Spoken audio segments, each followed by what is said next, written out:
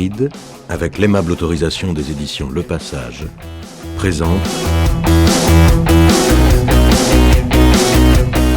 Roma Enigma, un printemps meurtrier, de Gilda Piersanti, interprété par Hélène Loser.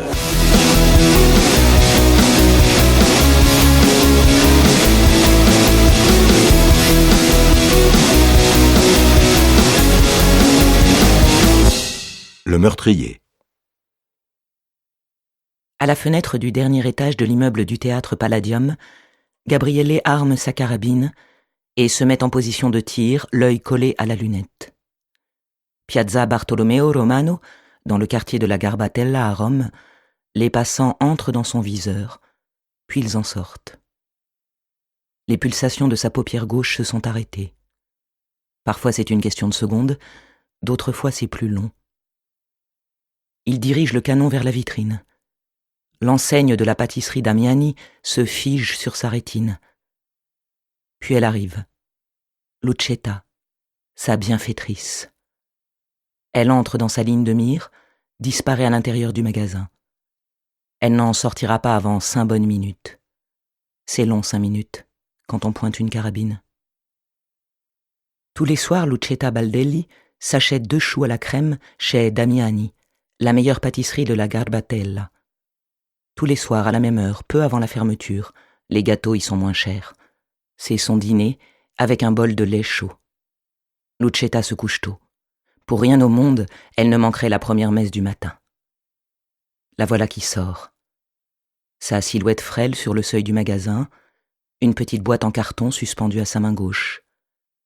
Elle a mis son manteau léger de mi-saison et ses chaussures plates qui la font sembler encore plus petite. Gabriele ferme les yeux et il tire.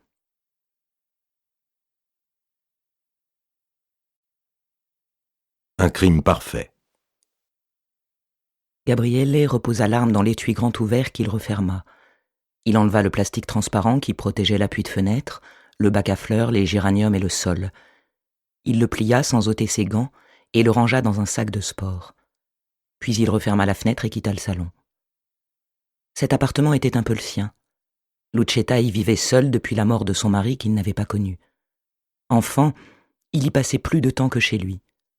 Sa mère rentrait tard du boulot. Des fois, pour la punir, il restait même y dormir. Il posa le sac de sport et l'étui de la carabine devant la porte de la chambre de Lucetta, puis traversa le couloir jusqu'à la porte d'entrée.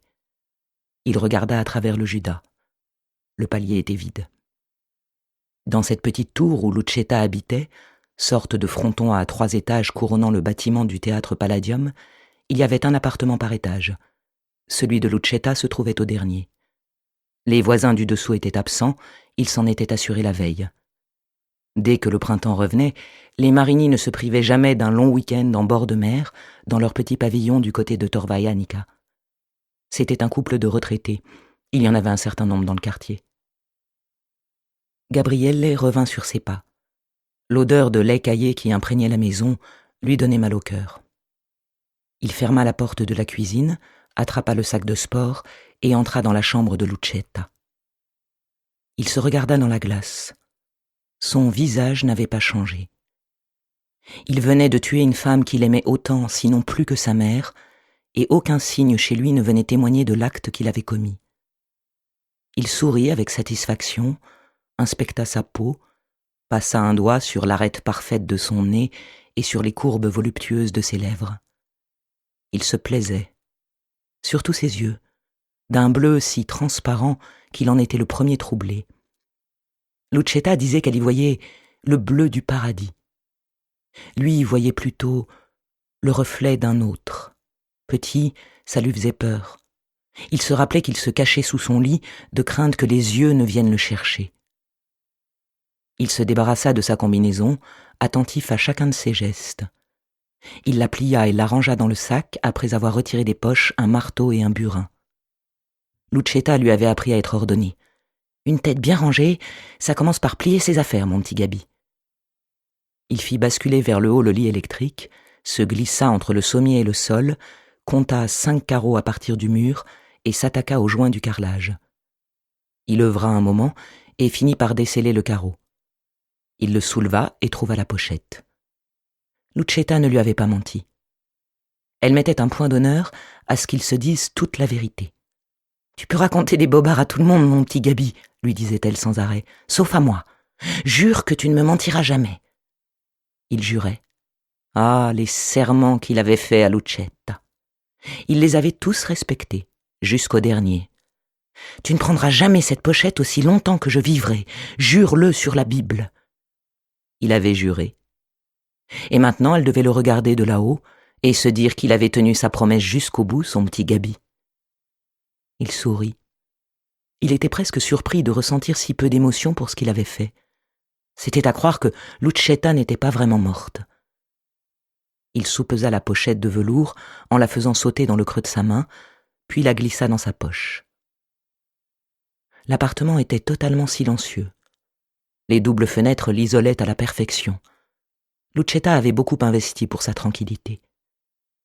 Gabriele se releva pour terminer le travail. La police allait bientôt débouler sur la place et toute la zone serait fermée par des barrages. Un meurtre à la Garbatella, ça ne pouvait que semer la pagaille dans le quartier. Il allait quitter la chambre et récupérer l'étui qu'il avait laissé dans le couloir quand il crut entendre un bruit familier, la clé qui tourne dans la serrure. Il retint son souffle et tendit l'oreille. Plus rien. Il n'osa pas bouger. La sensation d'une présence. Quelqu'un, là-bas, dans l'entrée. Il s'arracha à sa paralysie, fit 3 pas et resta cloué sur le seuil de la chambre. Les yeux grands ouverts et les lèvres serrées, revenante surgie des catacombes, Lucetta se tenait debout au fond du couloir. Le choc fut si violent que Gabriele vacilla et dut s'appuyer contre le chambranle de la porte. Il ferma les yeux, posa l'index sur sa paupière qui s'était remise à battre violemment, puis se dit que son imagination lui jouait un mauvais tour. Ce n'était qu'un fantôme, une apparition enfantée par ses nerfs trop éprouvés. Brusquement, le fantôme dit « Gabi ?» Il rouvrit les yeux. Elle était encore là, telle qu'il l'avait vue dans la lunette de sa carabine, silhouette frêle, manteau de mi-saison et petite boîte suspendue à la main gauche. La porte d'entrée n'était pas refermée. La lumière sur le palier s'était éteinte. Saisi de terreur, il se dit qu'elle revenait de l'enfer pour se venger. Mais des deux, c'était elle la plus impressionnée. Impressionnée mais en même temps rassurée. Ce n'était pas un voleur, ce n'était que Gabriele. Elle le connaissait depuis qu'il était venu au monde. Chez elle, c'était chez lui. Comment avait-elle pu penser? Gabriele habitait au rez-de-chaussée avec sa mère et montait chez elle tous les jours, plusieurs fois par jour. Un garçon en or, le fils qu'elle n'avait pas eu, le petit-fils qu'elle n'aurait jamais. Mais aussi le jeune ami qui éclairait ses vieux jours. Depuis bien longtemps, elle ne pouvait plus se passer de ce garçon prévenant et affectueux. Gabriele, le fils d'Albina, une petite écervelée qui avait cru s'attacher son amant en lui faisant un gosse. Et qu'avait-elle obtenu? Juste que le père s'enfuit et que l'amant se lasse. Mais Albina était trop simple pour ce genre de réflexion. Elle avait cru que son amant finirait par reconnaître l'enfant et lui donner son nom. Elle avait dû se contenter d'une pension. Ainsi, Gabriele s'appela Polastrini, comme sa mère, et il ne porta jamais le nom d'Orsini, qui était celui de son père, professeur à l'université La Sapienza de Rome. Avec ses yeux bleus transparents, ses traits délicats et sa taille haute et svelte, Dieu sait pourtant s'il l'aurait porté à merveille, ce nom de prince, son petit Gabi. Lucetta adressa un sourire à Gabriele et fit un pas vers lui, mais son sourire retomba quand elle vit ses mains gantées de latex et poser au sol devant sa chambre l'étui de la carabine. Elle en perdit l'équilibre et lâcha sa boîte en carton. Le souffle lui manquait. Elle se laissa tomber dans le fauteuil qui, avec un petit guéridon, meublait l'entrée. Gabriele accourut. Il ramassa la boîte, la posa sur le guéridon, puis il voulut s'approcher de Lucetta, mais celle-ci le repoussa avec effroi. Alors il lui plaqua une main sur la bouche et l'écrasa contre le dossier. Puis il la souleva et la transporta jusqu'à la chambre à coucher. Envahie par une rage qui lui brouillait la vue, elle lui sembla très légère. Il la projeta sur le lit et lui appliqua un oreiller sur le visage. Ce ne fut pas long. Il garda l'oreiller sur le visage de Lucetta bien plus longtemps que nécessaire. Enfin, il lâcha prise. retrouvant son calme, il se dit que le temps pressait. Il déshabilla Lucetta, maniant avec précaution sa chair plissée et ses membres inertes. Il plia ses vêtements comme il l'avait vu faire de nombreuses fois, les posa sur la chaise à côté du lit, chercha une chemise de nuit propre dans la commode. Puis l'habilla, la peigna, passa sur ses joues un coton imbibé de crème, l'installa sous les draps, légèrement de côté, comme elle avait l'habitude de se coucher. Il accomplit ses gestes avec la rapidité et la précision professionnelle d'un croque-mort. Avant de quitter la chambre et d'en refermer la porte, il jeta un dernier regard à la petite tête posée sur l'oreiller. Elle semblait dormir. Il retourna dans le couloir, ramassa l'étui avec la carabine, le rangea dans son sac de sport. Il releva la tête et s'avança d'un pas avant de se figer. La porte de l'appartement était restée grande ouverte. Il se précipita pour la refermer et respira lentement pour calmer les battements désordonnés de son cœur. Quand il eut repris ses esprits, il se retourna et vit sur le guéridon la boîte en carton de chez Damiani. Alors il regarda sa montre, se laissa tomber dans le fauteuil, ouvrit la boîte et engloutit l'un après l'autre les 2 choux à la crème de Lucetta.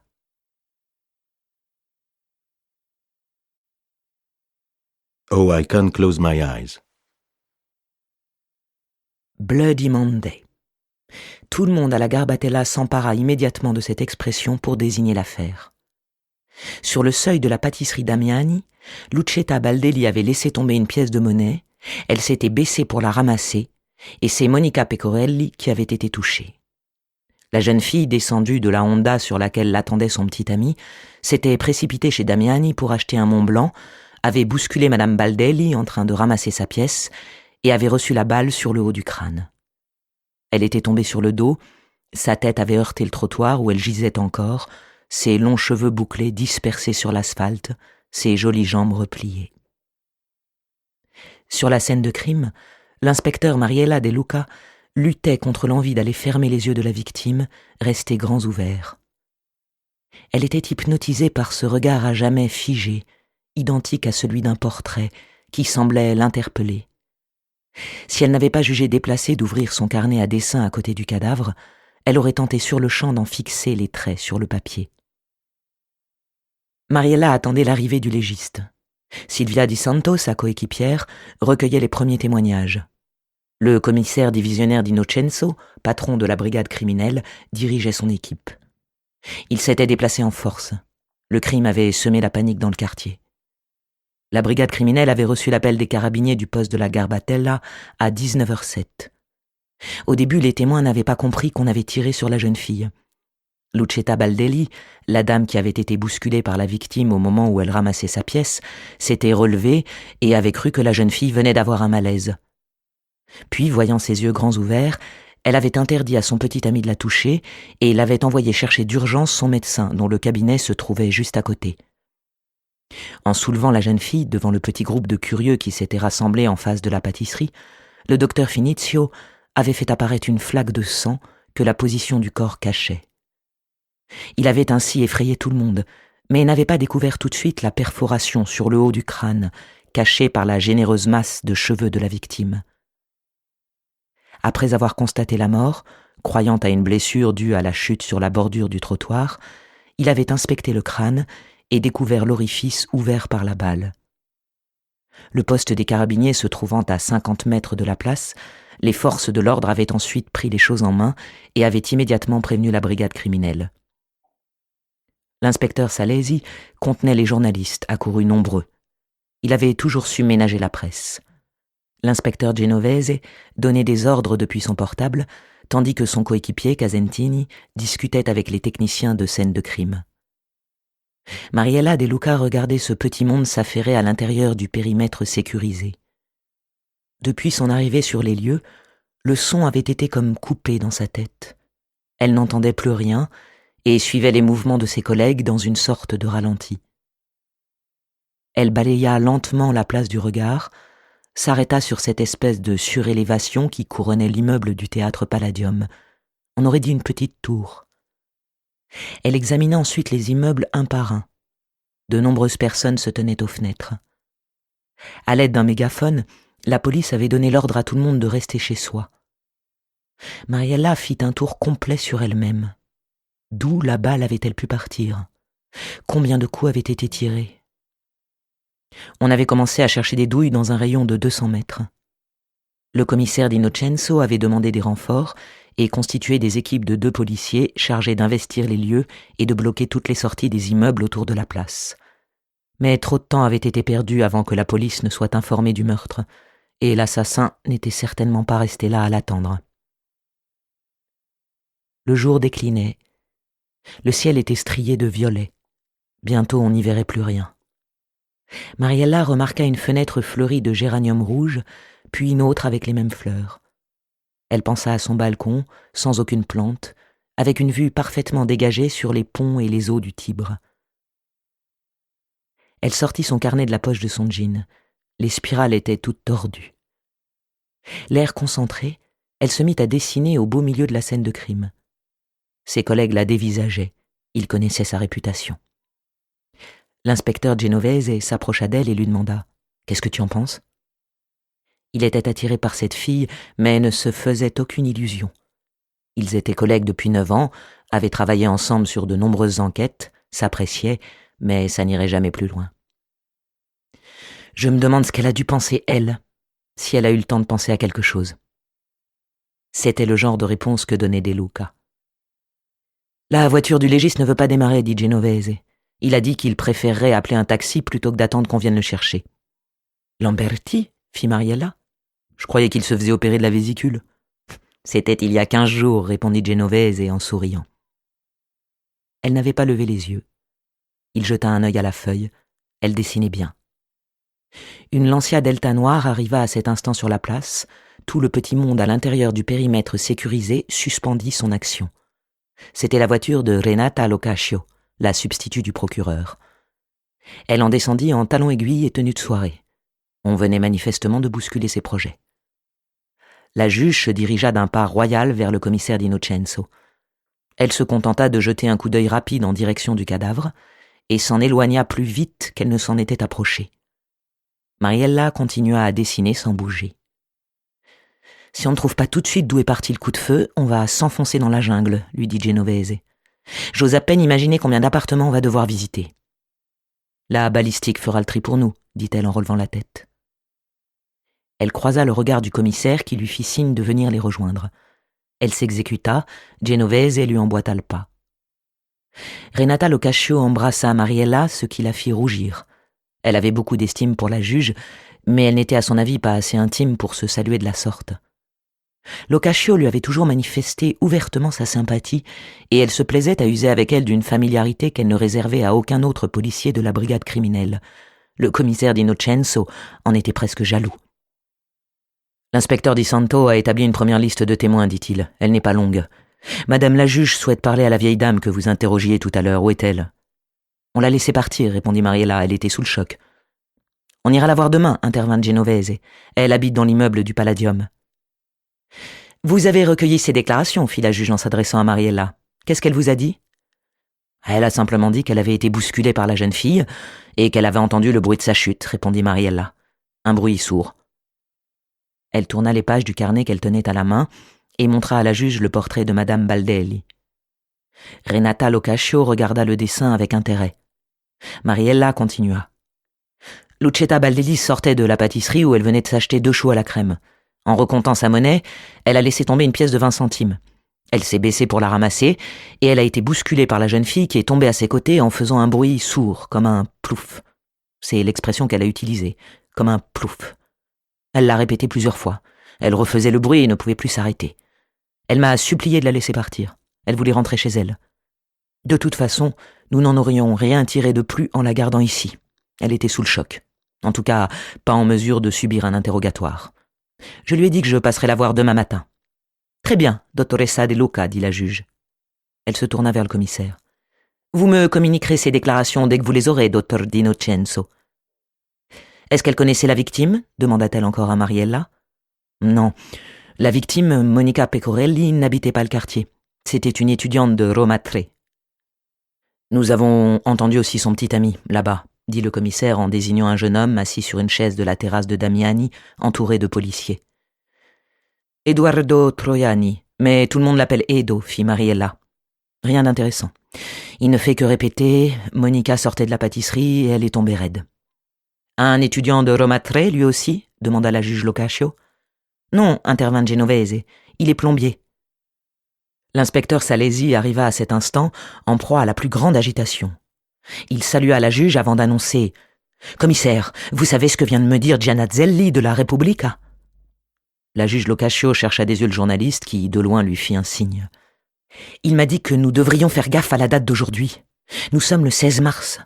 Et il y a 31 ans, jour pour jour, Aldo Moro était enlevé par les Brigades Rouges. » Renata Locascio fronça les sourcils. Le commissaire resta impassible. Personne ne fit de commentaire. Déçu par l'absence de réaction, Salesi continua. « Gianazzelli m'a dit aussi que nous devrions contrôler l'identité de la victime. Elle s'appelle Pecorelli. Il pense qu'elle est peut-être de la famille du journaliste Mino Pecorelli, qui a été assassiné en 1979 parce qu'il en savait trop sur l'enlèvement d'Aldo Moro. » La juge Locascio fixa le commissaire d'Innocenzo, puis elle lui dit « Pourriez-vous me raccompagner jusqu'à ma voiture, commissaire ?»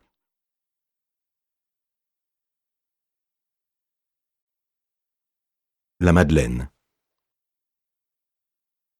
Quand il la vit pour la première fois sur le petit écran au journal de 20 heures, ce fut le coup de foudre. Elle lui rappelait La Madeleine de Piero di Cosimo au Palazzo Barberini. Longs cheveux au beurre bouclés, visage effilé, regard pensif, lèvres légèrement entr'ouvertes. Monica Pecorelli. Ce nom ne lui disait rien. L'avait-il déjà croisée à la fac ? Impossible, il s'en souviendrait, une telle beauté. Après avoir quitté l'appartement de Lucetta, Gabriele était descendue au sous-sol pour replacer la carabine dans la trappe de la voûte de la cave où elle était restée cachée pendant 65 ans. Il y avait glissé aussi son sac de sport. Il était ensuite remonté chez lui au rez-de-chaussée. Le dîner était prêt, la table était mise dans la cuisine. Il avait faim. Il n'avait rien avalé de la journée, à l'exception des 2 choux à la crème.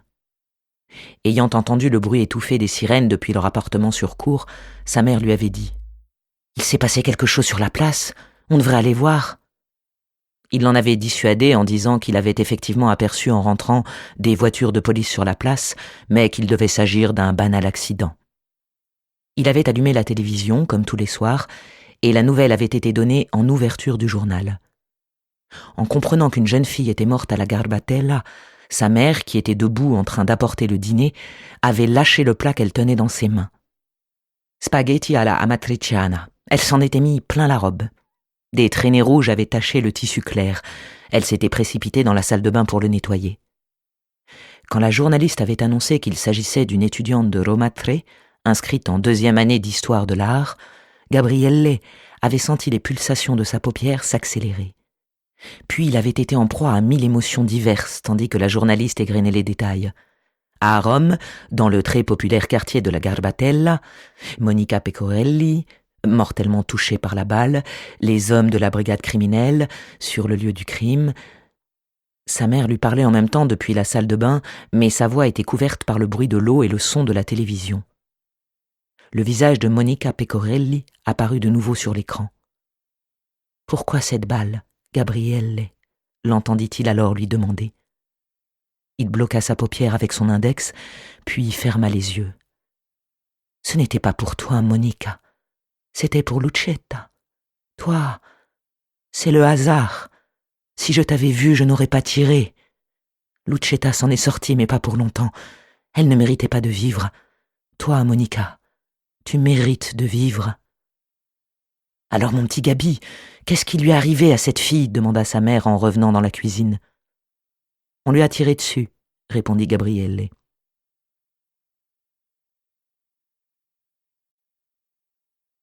Lot 12.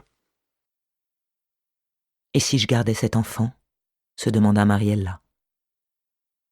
Après une période de rejet, puis une autre pendant laquelle elle s'était conduite comme si rien ne lui était arrivé, elle avait entamé son 3e mois de grossesse avec la volonté de prendre une décision avant qu'aucune décision ne soit plus possible. Elle avait gardé le secret avec tout le monde, même avec Silvia, qui, sans comprendre pourquoi, voyait pourtant bien qu'elle avait changé. Ce matin-là, le lendemain du meurtre de Monica Pecorelli, Silvia se gara à Piazza Bartolomeo Romano à la Garbatella, coupa le moteur et dit à Mariella, assise à ses côtés: « L'affaire s'annonce compliquée. J'ai l'impression qu'au niveau émotionnel, nous allons tous subir les conséquences de Bloody Monday. Alors nous avons besoin que tu nous reviennes. Tu ne serais pas un peu malade par hasard ?» Mariella ouvrit la portière et répondit en sortant de la voiture: « Tu ne dois pas te mêler de ce qui ne te regarde pas. » Elle le dit avec une faiblesse dans la voix qui calma d'emblée la colère de Silvia. « Ce qui m'inquiète chez toi, répliqua Silvia, c'est que tu ne bois plus de café. Or de deux choses l'une, ou tu es malade, ou tu n'es plus toi-même. Dans les deux cas, ça me regarde. » Elles passèrent d'abord chez Damiani. Mariella voulait acheter 2 choux à la crème pour les apporter à Madame Baldelli. « Pour accéder à l'immeuble du Palladium, on entre par la Via Cravero ?» demanda Silvia à la patronne. « Oui, ou par la Via Passino, le lot 12 à 2 entrées. » Les gens de la Garbatella parlaient toujours du numéro de lot quand ils voulaient indiquer un immeuble du quartier. C'était une des particularités de ce langage codé qui distinguait d'emblée les vieux résidents des nouveaux, plutôt enclins à nommer les rues et les places pour se repérer. En remontant la Via Cravero, Mariella voulut rassurer Silvia. « Si je te donne une explication, tu me promets de me lâcher ?» Silvia hocha la tête en souriant. Arrivées devant l'immeuble, elles traversèrent un grand jardin planté de lauriers, de hauts magnolias et de pins parasols. Mariella s'arrêta sous un magnolia, elle en respira l'odeur, inexistante au demeurant. Silvia patientait. « Allergie à la caféine, » dit enfin Mariella. « J'ai dû arrêter le café pendant 3 mois, je vais bientôt faire de nouvelles analyses. » « Quelles analyses ?» demanda Silvia. Mariella savait mentir. Sa vie d'avant Paolo l'y avait habituée. « Tu sais garder un secret ?» Silvia acquiesça. « Je vais te confier quelque chose que tu ne dois répéter à personne.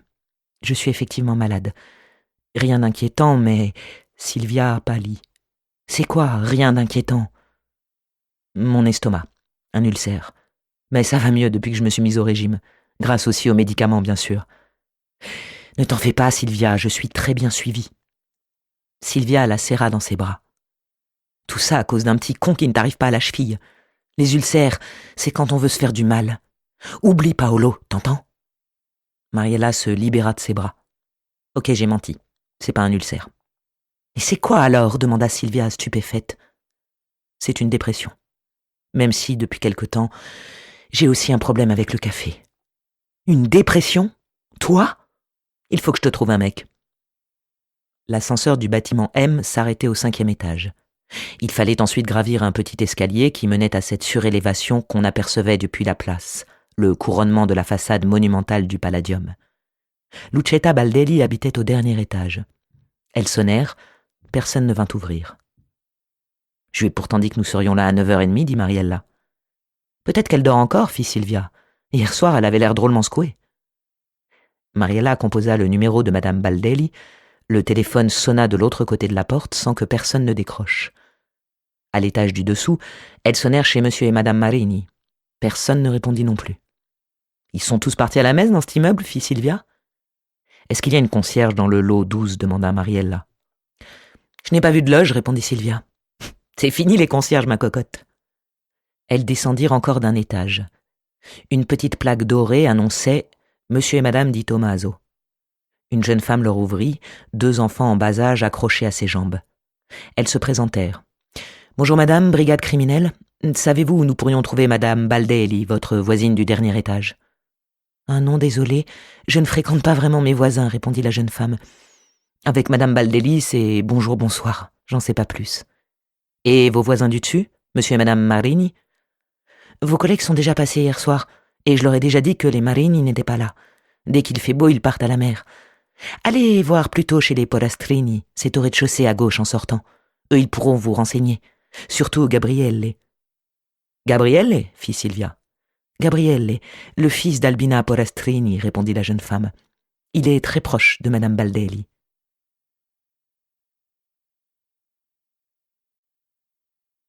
Le rêve de Cassandre.